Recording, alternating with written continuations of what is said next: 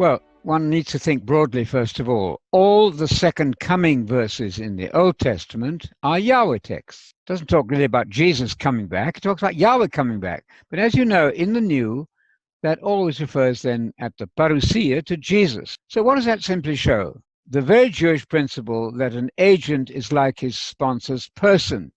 So it proves nothing at all to show that a Yahweh text is used of Jesus, because if that were so, you would have two Yahwehs. The Lord of glory is Yahweh, certainly, but it can also be Jesus without meaning that Jesus is Yahweh. So Paul sees Jesus as the Lord Messiah, not Yes. the Lord God of glory, because this Lord who Paul has in mind was Yes. crucified, in other words, died on Yes. the stake or a cross. And if that's Yahweh, if that's Jehovah, isn't that 9 blasphemy? Absolutely. You can't crucify God. Let's be quite clear. He's not God because you cannot kill God. God is immortal. These are the basic things that you fall asleep at night thinking about.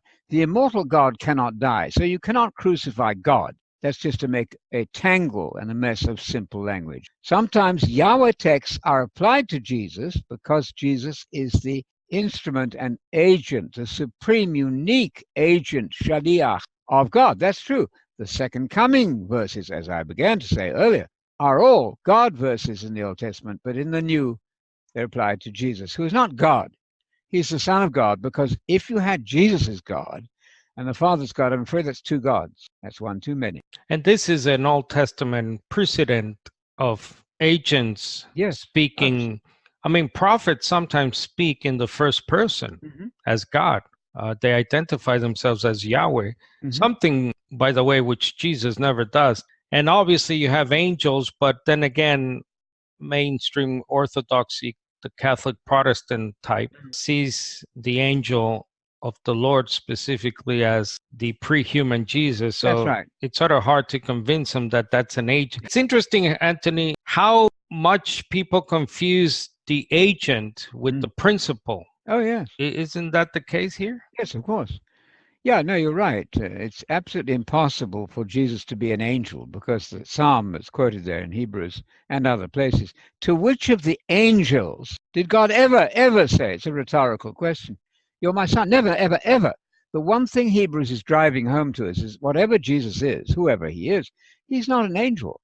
So to say he's the angel of the Lord in the Old Testament is very, very odd to me. That should be contradicted and is contradicted flat by that text in Hebrews 1:5 and many other places. You are my begotten son. God never said that to an angel. So he can't be the angel of the Lord. No, the angel of the Lord is an angel, a super angel representing God, sometimes speaking for God and as God in the Old Testament, because God's name is in that angel of the Lord. You know that text well.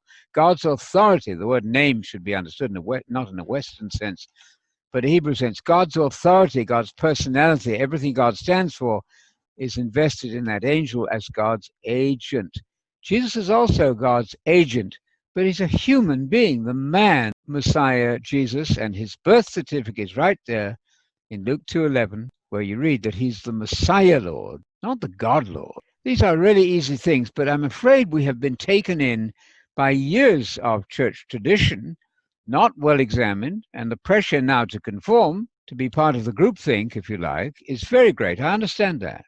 Just on Hebrews 1, Anthony, it's almost like the author here, it's amazing, because look at verse 13. To which of the angels has he, God, ever said, sit at my right hand? Right. So that's Psalm 110.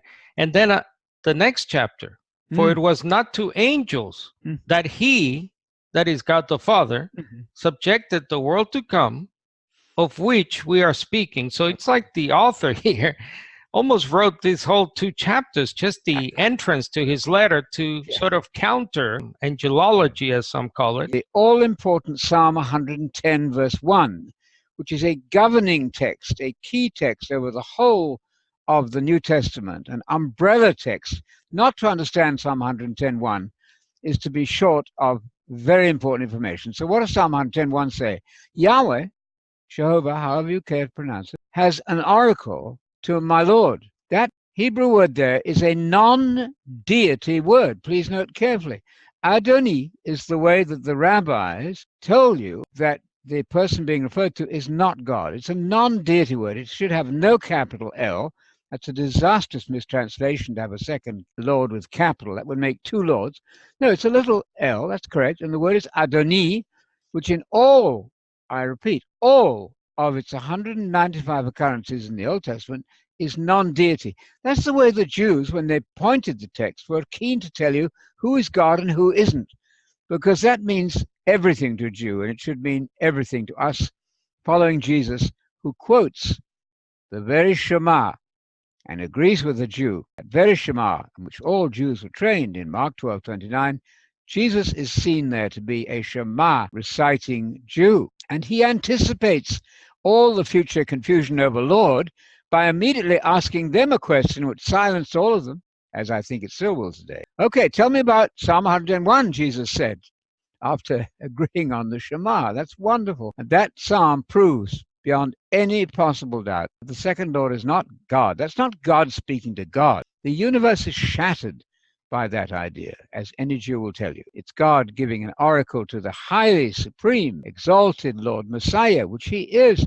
not just a man, whatever that's supposed to mean, a uniquely begotten man without a human father.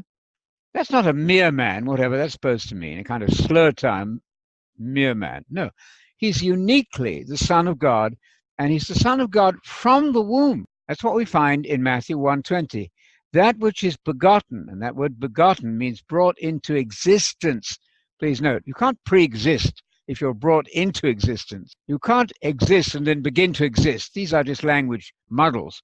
So he's brought into existence in the womb of his mother. That's Matthew 1:20. That's beautiful. Now, he was later declared to be Son of God with power. Please note the difference. It wasn't with power, that particular event in Mary's womb. Later on in Romans 1:4, he's said to be the Son of God with power by the resurrection. That's wonderful. A further demonstration of the enormous rank of Jesus, but he's not a second God. You don't need to do that. You're offending hundreds of millions of Muslims and Jews when you try to foist on them a post-biblical doctrine about God being three in one. Just don't need to do that. All you do is read the Shema, Mark 12:29. What is the greatest of all the commandments? Clearly, the Lord our God is one single Lord. Echad in Hebrew means one. It doesn't mean two, it doesn't mean three. East in Greek, I'm using the modern Greek pronunciation because that's the way they do it at Harvard, incidentally, too. It's a nice way to go. East means one person. God is only one person. That's what you read in the Amplified Version in Galatians. That ought to be very clear. Now, you may suffer a little bit of opposition if you adopt that view, but try that out, because we are all, especially us teachers, are going to be judged very severely by the standard of scriptures.